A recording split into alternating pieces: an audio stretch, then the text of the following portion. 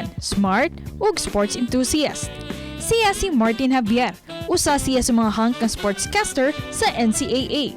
Ang iyang pagkamahiligon ug pagkamahigugmaon sa sports mao'y usa sa mga hinungdan sa paglambo sa iyang career. Karong buntaga, atong sayra ng iyang mga kaagi, isip usa ka sportscaster dinhi lang sa GMA Regional TV Live.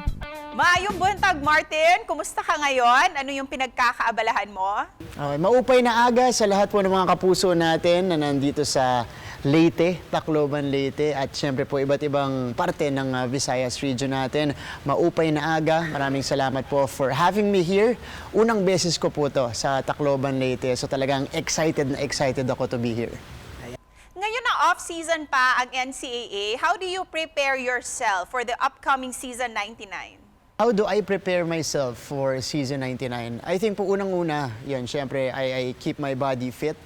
Yun po yung isa sa mga pinaka-importante sa akin kasi pakiramdam ko nadadagdagan po yung kumpiyansa ko kapag, syempre, if you look good, you know, you'll have more confidence to face people, to face the camera.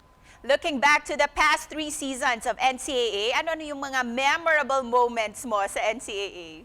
Nako, napakadami po nito.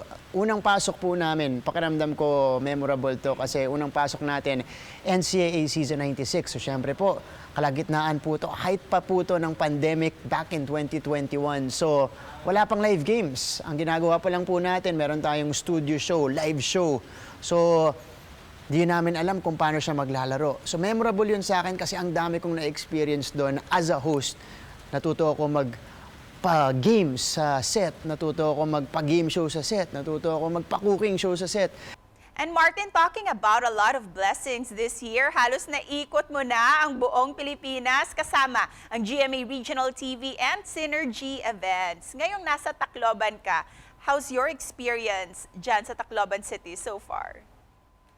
Ang saya po kasi again unang beses ko po dito, medyo maulan, medyo makulimlim yung mga ulap natin, yung sky natin.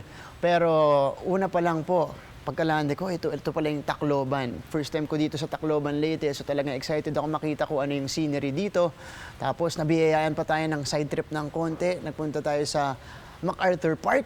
Ayan po, nakita natin yung famous park doon ni General MacArthur. So ako excited, looking forward po akong makita yon. So finally natupad na. And of course, ikaw din ang official host ng Miss Tacloban 2023. Tell us more about your experience seeing the true beauty of Taclobanons.